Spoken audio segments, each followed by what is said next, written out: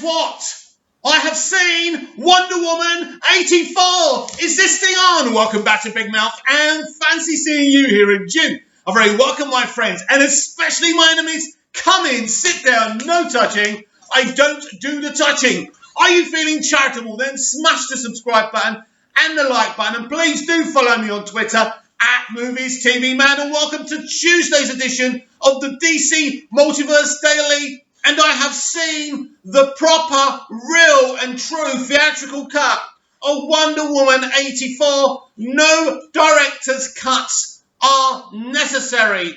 After our little discussion and my reaction about the film, we will talk about Ciaran Kieran Hinds, who does the voice for Steppenwolf.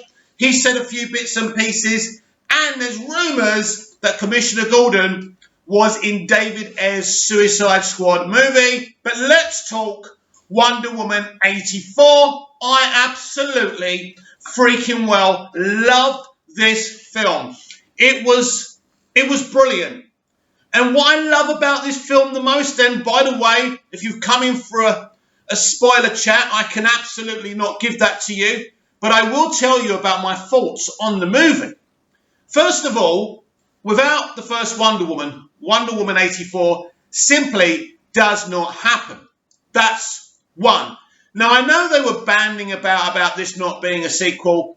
It's a sequel, but it's its own thing as well.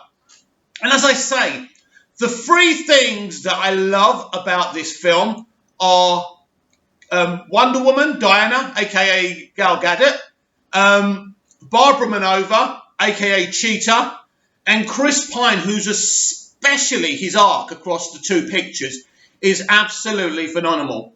We get some wonderful flashbacks for Diana just to piece together her whole arc as a young child at the Amazonian Games. The Amazonian Games are stunning, are absolutely stunning, and Lily Aspel's performance as young Diana is absolutely fantastic. It looks good on the trailer. It's even better when you're watching it properly.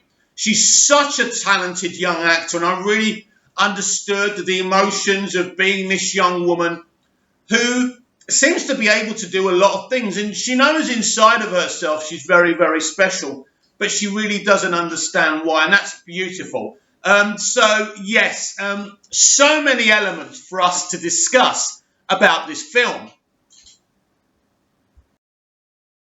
I'm very crap with names. That's why I've just had to pause the video and just get up to date with everyone's name. So Pedro Pascal as Maxwell Lord. Now, Maxwell Lord has had live action incarnations before. We've seen him on Smallville, a pretty good version of him.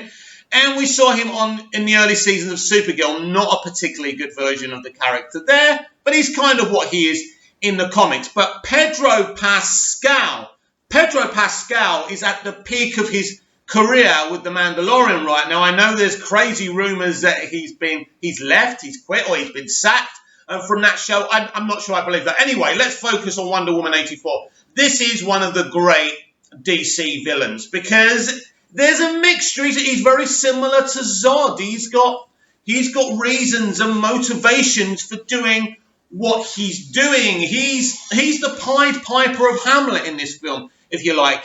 He's everything he's ever wanted to be and could never be before. I suppose it's a bit like John Locke on Lost, if you ever watched that show, one of the great shows ever made, better than any streaming show, by the way. Forget it, modern day audiences. But he's got, all of a sudden, he has the ability to get everyone to follow him and bow to him, and he's a wish giver. And part of the elements of this film is careful what you wish for, because you may just get it. And of course, Diana gets the one wish she wants. That's one spoiler I can talk about, because we'll flipping well know it, that Chris Pine returns as Steve Trevor. I was especially pleased about this element of the film because it really does involve his personal journey and not just him being part of a couple with Diana. I think Chris does a brilliant job of continuing this arc of being once upon a time this selfish soldier boy, right?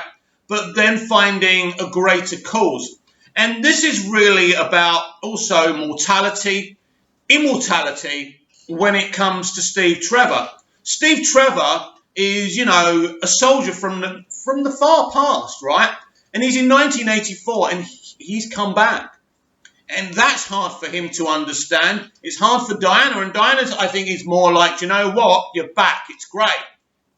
Ultimately, there's always a price to pay, and whatever Maxwell Lord grants you in this film, there's a really dark price to pay. So I think that Patty and Jeff Johns did a really good job with Steve Trevor, and you're really going to enjoy that arc. Now, one of the genius moves from Jeff Johns and Patty Jenkins was making Barbara, a.k.a. Kristen Wiig, whose performance, this woman is such a great actor. And, you know, people kind of hate on her because of the Ghostbusters movie, which I actually thought she was the best thing about it, by the way. But yet, a great performance. I love Cheetah in this film, but I love Barbara even more. And, you know, there is a dual identity thing here. Of course, this is a young woman who aims to please. She wants to be friends. I get emotional talking about this, but she wants to impress Diana. She looks up to Diana. And the whole core narrative here is that she wants to be like Diana. So that it's this, I suppose it's a bit like the Lex and Clark dynamic in Smallville. They're friends, but there's something distant about Diana that Barbara just doesn't understand, and she wants to get that, you know, she wants to get that steel cage down and get really into her head. And ultimately, she wishes to be like Diana, but it goes wrong, and the power gets to her, and she can't handle it, because this is a woman a very lonely woman. Let's not forget this. This is a very lonely woman who just craves for friendship, for company, for human company, for interaction. You know, imagine if you've ever been lonely in your life, and when she gets it, she's not used to that kind of loving friendship. And Diana is a warm, loving character. It's one of the things I love what Gal and Patty have done with this character. But then Gal is a very warm person as well. And that radiates when you see her in an interview and you see her smile. A very warm person, right? And this is what I love about Gal Gadot's Diana, a.k.a. Wonder Woman. So there is this early friendship blossoming and developing. And I think, as I say, Kristen Wiig and Gal Gadot are beautiful together in terms of the performance, the radiation, the dynamic, you know, the kind of, and I think it's really brilliant, and I really enjoyed that element of it. And, you know, Diana is going through something, you know, she really is kind of more of an established hero now. I don't want to go into that too much, but she is in 1984. She is doing deeds under the radar, and before Steve Trevor turns up. And this is definitely a lighter film, both in tone and in temper and in humour than the first one. But it's not a sitcom. This is a very serious, emotionally, in a way, unstable, in a good way. There's a lot of emotional, unstable behaviour from Maxwell Lord, from Cheetah. These are two people coming from a very, very direct course of action. You know, the momentum of why they're doing what they're doing is so brilliant. And I really enjoyed that element of the movie. I really did. And I think what's so beautiful about this film, it's got all the bells and whistles of a 21st century blockbuster, but it's got the emotional elements right. And you're reunited with Steve Trevor and Diana, which is great. And there's some beautiful callbacks to some characters as well. I don't want to go into that too much. But yeah, so there's an emotional kind of temple in this film. So you've got kind of this double-pronged villain story with Barbara and Pedro Pascal's Maxwell Lord. I already nearly forgot his name. But he's such a good actor. It's refreshing to see him out of the Mandalorian helmet and see him express himself, that beautiful European accent. Just so good. He's just so good, and he can play anyone or anything. He's such a great actor. Got a lot of time for this man. I nearly said I hope to see him back again, but I just don't know, and that's something we cannot talk about right now.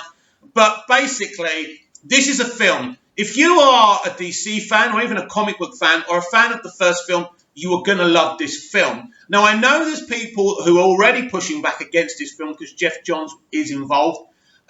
You're wasting your time. I think a lot of people will have a lot of agendas when reviewing this film and will try and put a negative slant on it. But there isn't a negative slant to put on this film. This is 2.5 hours of beautiful DC filmmaking. And Patty Jenkins is such a great visual but emotional director as well. That's what I like from her. The first Patty Jenkins sequence I ever saw that she ever directed was the opening of the first Wonder Woman, where young Lily Aspel, young Dinah is running away from her babysitter, right? Or whatever she's doing. And I'm already thinking, wow, this is so loving and emotional. Look at this kid running around. The music's beautiful. So I got that. I was sunk into Patty's way of doing things straight off the bat. And I hear a lot of negativity about Patty, and she hasn't actually done anything wrong. She's not a snake. She's just a movie director who was put together with Jeff Johns, and they happen to get on, and that's fine. Maybe he's nice to some people, right? Funnier things have happened, right? But anyway, I'm not interested in behind-the-scenes politics. I saw this film 24 hours ago. How I saw it, I'm not going to tell you, but I saw it. And there's so much to touch on about this film. It looks beautiful. It feels beautiful. It fits beautifully into the DCEU kind of archetypal kind of beautiful vision. One thing we can say about the DCEU, even if you hate the DCEU, most of the films are beautifully, stunningly shot. Man of Steel, BVS, even Suicide Squad, the first Wonder Woman, Zack's parts of Justice League. Some beautiful shots in that film as well. Not the entire film, but what Zack did, and I can't wait to see his full vision of Justice League. But yeah, I mean, I only 24 hours ago, and I do remember after I finished watching it, I wanted to watch it again. And that's when you love the music. I'm about to talk about the music, so I said music, but you love the movie when you want to go back and watch it straight away. Absolutely fantastic. And the music, wow. Hans Zimmer's music is on cue. He hasn't lost the mark. Whatever is your favourite Hans Zimmer piece, the emotion, the action, the compelling nature of the beats, there's no one better. There's only two people for me that should score these movies, and that's Junkie XL and Hans Zimmer. And of course, Junkie's a protege of Hans Zimmer as well, and that figures because they're both fucking geniuses, aren't they? So the music's fantastic. This film, for me, I'm not going to lie to you, is pretty much a 10 out of 10 movie. I think it's up there with my favourite movies within the DCEU, BVS, MOS, the first Wonder Woman. I think they are the staples of this franchise. And I think within, like Shazam, where I liked it, but it wasn't the best thing ever, but I did have a good time with it. And I loved Aquaman. I thought Aquaman was amazing. If you remember rightly, I watched Aquaman very early on, and I did a video for you explaining to you my feelings and emotions about the film. And this is even more really it was like being reunited with some old friends in terms of Steve Trevor and Wonder Woman. It was absolutely brilliant to see her again. And, just to, have that continuing story of the adventures of Diana Prince. But if you're wondering if you're going to like this film, I think that you are. But we all, art is subjective. So everyone's going to have different opinions. It's really weird being one of the few people out in the public persona. I mean, if you think about it, I have a very small kind of channel here that probably no one's even going to, the usual 30 to 50 people. That's okay. But I would say to people that you're going to enjoy it, and put the politics going on behind Warner Brothers, Warner Media and AT&T and the DC live action universe to one side. Because if you're a fan, go watch it because you're going to love it. I think this film, I love this film because it's like a chapterized film. You've got the first chapter, you've got the second chapter, and you've got the third act. Now, the third act for me is amazing. It really is, both aesthetically and emotionally. It really does something special for me. And, I was just sitting there in awe of this film and the emotional beats and the emotional elements, and just feeling how happy I am that at least Hollywood has executed one female superhero character so well. And I think Harley Quinn started in a great place in David Ayer's Suicide Squad. And then it's not that she was bad in Birds of Prey, right? The Emancipation of One Harley Quinn. She was just watered down, and that was disappointing in a sense. And I hope and I pray that James Gunn's done something a little bit more special with her.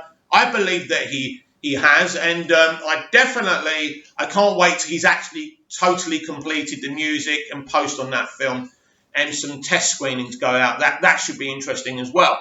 But yeah, this film is special. It's just as good, if not better, than the first one. I think people will always say the first one's better. There's a tendency these days to say this is okay, but this was the first one, and it was amazing. But really, just to finish off my thoughts and feelings about this film, it has an emotional punch. It has a comedic punch. It really is the ultimate blockbuster, especially for 2020, where it's been such a horrible year for so many people out there. I'll say it again, I'll say it before, I haven't really been affected by the pandemic. I don't even think I can even get the disease. I think I'm immune from it. But yeah, famous last words, hey Mick. But yeah, it's been okay. I've been here in Cyprus doing my things, my writing, helping my disabled dad. And so I've been living my life like I've always lived it. So it hasn't really affected me. But I know a lot of you out there will have had shitty fucking years. And, you come here because you want to see me talk about these things. And I thought, I've seen the film. And, people will say, oh, why are you talking about it? I'm not spoiling anything. I'm just telling you this is really a brilliant film. And I can tell you, if you are a diehard Wonder Woman fan, you are going to see the most amazing freaking cameo. So there's a clue for you. If you are a Wonder Woman fan, you will see an amazing cameo. And so that's something else to look forward to as well. If you're, as I say, diehard, gone through years being a Wonder Woman fan, watched everything that there is and, soaked it all up, then you're really going to enjoy this cameo. And I think it's a well-deserved cameo. And it's about time too. But yeah, just finishing off about this movie is there's so many emotions bubbling inside me every time I think about this film now. It really does set the template for the Amazonian spin-off film, definitely. The flashbacks do a good job of setting that up. I'll say no more about that. And she really hasn't purposely set up Wonder Woman free, but you can see elements where they can go with it. That's what I would say without giving any spoilers. So really the film finishes in a great place where you can't wait for more. But I will say there are two villains, Barbara Manova and I forgot his name, Pedro Pascal's character. I forgot his bloody name. What's his bloody name, right? Maxwell Lord. You see, I'm crap with names. Lucky I did that, right? But anyway, yeah, these two villains are so good. And in the same room together, in the same scene, they are electric. These are two of the best actors in Hollywood. And to see them perform, and I haven't seen them do much, I haven't seen all their stuff, but just to see them together, it was just great to have. We always talk about weak villains and them ruining it. And a lot of people saying Wonder Woman, the first one, had weak villains. It's not that they were weak villains. They were purposely done the way they were because the focus was supposed to be on Diana and Chris Pine, Steve Trevor. So the villains in that film worked for what they needed to be and where to take Diana.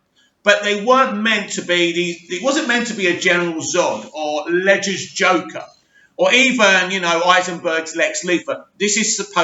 That was supposed to be something else. But the villains in this film are incredibly strong because ultimately they're beyond villains. That's why Shannon Zod worked so well. He's not a so-called villain, if you like. He is a villain. He's doing villainous things, but he has motivations. And what I love about Barbara Manova and Maxwell Lord as well, their motivations are flawless. And I like that. And you could be in their position, especially if you're Barbara and you've got this gift giver, this wish granter. And, you're this lonely person who's dying to fall in love, dying to have, this one special friend. And all of a sudden you get this and you get the power. And it all goes, well, the power goes to your head. And I always talk about YouTubers who all of a sudden become successful. They can't handle it and become arrogant. And it's the same with Barbara, really. But that's where I'm going to cease the chat for Wonder Woman 84. But what I will say is I am really, really happy with this film. And this film leaves the DC Extended Universe in a very, very exciting place where anything can happen. And this, my friends, is just the beginning. I'm not telling you what that cameo is in Wonder Woman 84. You're just going to have to wait and see. But anyway, let's talk about Kieran Hines, who played the voice of Steppenwolf in Justice League. And I think he does the same for Zack Snyder's Justice League. I assume so, because he's singing the guy's praises here. So, yes, let's talk about this. Justice League's Kieran Hines on the Snyder Cut. It's a fantastic opportunity. Hines played Steppenwolf in the DC Comics movie. Who wrote this? By Nick Riley. I do like giving journalists a shout out. Kieran Hines has hailed Zack Snyder's vision for Justice League after it was confirmed that the director will get the chance to unveil his original vision for the maligned superhero movie next year. Snyder's original cut of the DC Comics movie was set to arrive in 2018 before personal tragedy forced him to step aside, with Joss Whedon overseeing the final months of the film's production. While the film debuted to scathing reviews upon release, Snyder's vision will now be shown in its full glory after HBO Max confirmed that it will be released as a 4-part miniseries next year. Hines, who played the villainous Steppenwolf in the movie, said it was fantastic that Snyder will now be able to release the movie in its fullest form. It was his dream to release it, and I think it's fantastic. And he's got this opportunity to release what he wanted to do in the first place. He told NME he has the chance to recreate what he wanted to do, and I hope it stands up to the trial it's been given. His comments come after Warner Brothers launched an investigation into the conduct of Joss Whedon and producers Jeff Johns and John Berg during their time on set. Ray Fisher, who played Cyborg in the superhero epic, previously accused the director of gross and abusive behaviour during his time making the movie. When asked if he had witnessed similar conduct during his time on set, Hines explained that he was separate from the rest of the cast while filming, with his role heavily reliant on motion capture. Hines explained, "All the work I did was almost completely solitary. The pickups I did were just in a studio in London. I was a gun for hire who came in to clean up one or two bits they wanted to do, but I really wasn't there long enough to form any particular opinion apart from trying to help fulfill my contract." Hines was speaking to NME to mark the release of his latest movie, The Man in the Hat, which we don't really want to talk about. Sorry, Kieran, but it's all about DC and Zack Snyder's Justice League. So Kieran worked on his own to do the pickups or the reshoots or whatever you want to call them, because obviously they changed a lot of that dialogue. So it'd be interesting what kind of dialogue and voice Kieran puts on for Steppenwolf. I think it's going to be a very, very darker in tone voice, and the dialogue will be very different. So that's another exciting thing about Zack Snyder's Justice League, isn't it? That we're actually going to have a darker performance and a real performance. And I certainly can't wait to see and hear that. Don't talk about the air cut of Suicide Squad enough on this channel anymore, so I'm going to fix that. Now, here's a post from Reddit. Now, what they're trying to say is that Commissioner Gordon has 3 scenes in David Ayer's version of Suicide Squad. So let's give this a read. Gordon has 3 scenes. He name drops Joker and Harley when talking to Batman, but what he really says is the clown and his bitch, meant for humour. That's all he answered, and might be the last of it. Edit. So the last night I was talking to our source, we were talking about other things. A good chat, so he was willing to answer some more questions. I just asked for a description of his favourite scene. He was very hesitant not to tell me about it because it's a scene not best known. I don't care. I'm a spoilers kind of guy. If this is true, then the scene will be awesome. He did, however, feel it was out of place and an excuse for cameos. Well, cameos are always an excuse for cameos. Anyway, the scene is in the first act. Early on in Arkham Asylum, Joker and Harley, yes, are being escorted to their cells by Commissioner Gordon. Gordon refers to them as the clown and his bitch. They stop outside the control room, opens and closes cell doors. The guard in the control is listening to Hound Dog. Joker says, I love this song. I love the king. I am a king too, you know. A guard then tells him to shut up before insulting him, to which Jay replies, thank you very much.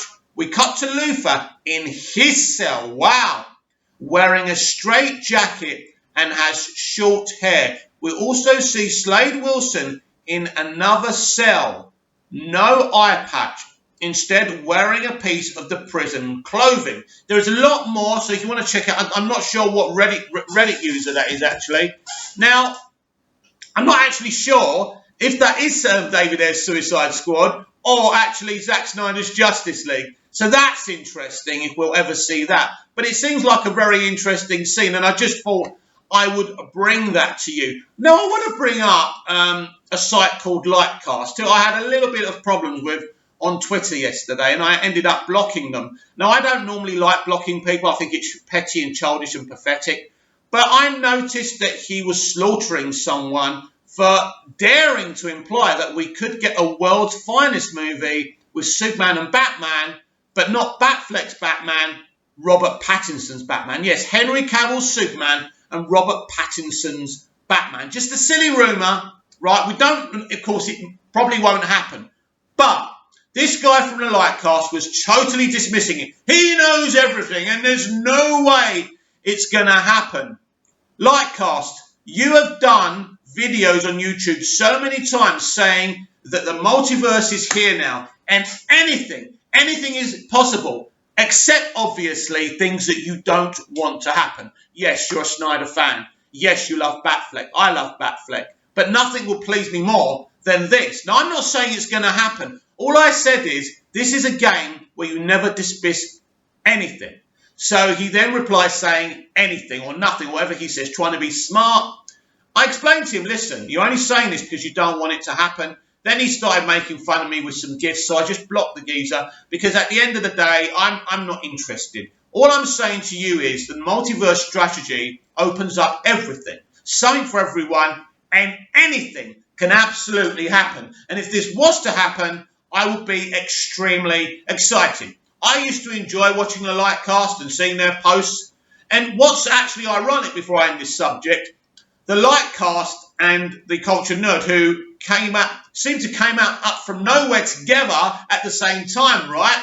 Lightcast is always defending the Cultured Nerd like they're brothers or something. But the thing is, right, I've always been a supporter of the Cultured Nerd. If you want to post tinfoil stuff, if you want to post stuff, it's fine. I couldn't give a shit. I don't mind people telling me possibilities, right? Or maybes or wants. What I don't want people doing is dismissing other people's hopes and dreams and other people's predictions. That's a bit sour to me. So it's all very well, Lightcast, defending the Cultured Nerd tinfoil predictions, right?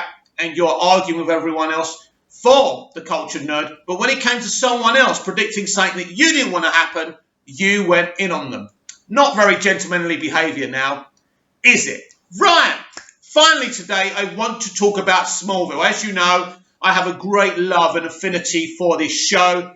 20 years old together. And there's a rumour that something limited could happen for the 20th anniversary over on HBO Max. We could have a Smallville reunion, which kind of similar to what they're going to do with Friends. By the way, the Friends reunion may drop on Christmas Day. Not sure yet. Just a little whisper I heard. Nothing to do with DC, so we should move on from that. Try and find out and see what's happening with that, because I am intrigued. Now, the thing is, what I'm trying to say to Smallville fans right now, what would you like? I mean, rumours of an animated movie or series or a limited series or a live-action series. Listen, nothing would please me more than to finally see Tom Welling in the costume with Michael Rosenbaum's Lex bald again for a movie, you know, a straight-to-streaming HBO Max movie. That would be absolutely amazing. Keep it away from the CW. Bring Alan Miles back. You know, bring Kelly and Brian back to shake this thing. But, you know, this is Superman. We saw the prequel. We saw the pre-Superman story. Let's see one adventure in Metropolis. Because, as I said here on the DC Multiverse Daily, here on Big Mouth the other day, we are now within the multiverse strategy, which means Smallville is one of those universes in the multiverse, right? So you can bring it in. Everything is canon now, baby. 20 years old next year. Makes me feel really old. That was a show that I put on my shoulders and I carried for all its 10 years. Most of the time I loved it. Now and again I was upset with it, but mostly it was a great journey and, you know, iconic. Smallville's iconic. And someone said it on Twitter, not one CW DC show has bettered Smallville. And guess what? No one ever will. What would you like, though? Would you like an animated thing, TV show, limited series? Would you like something live action, a live action movie? That's what I would love, bringing everyone together. Obviously, no Alison Mack. That's tragic, but not a big problem at the end of the day. But the thing here is, 20 years old, it needs to be marked. This is one of the greatest TV shows ever made. This is one of the greatest versions of Superman live action ever made, right? It was a great pre-Superman story, beautiful, so many beautiful elements, you know, Rosetta, Shattered. What was the one in season 3 when Lex has a flashback and actually remembers his own mother smothering his baby brother Julian? You know, these are things that you wouldn't see in Arrowverse. You know, this is beyond a superhero show. It earned its right to become that superhero show later on. So 20 years of Smallville, very special, and I expect Warner Media to mark it in some way. I will keep you apprised of that situation. Right. Are you looking forward to Wonder Woman 84? What do you think of my reaction? Are you as positive for it as I am after seeing it? Do you think maybe I'm just getting carried away because I only saw it 24 hours ago? Let me know. Let me know what you think about Wonder Woman 84. But at the end of the day, remember that Patty Jenkins, Gal Gadot are good people, and stop calling them snakes, because that's not what they are. They're just artists creating something because they're being paid to, because it's their passion.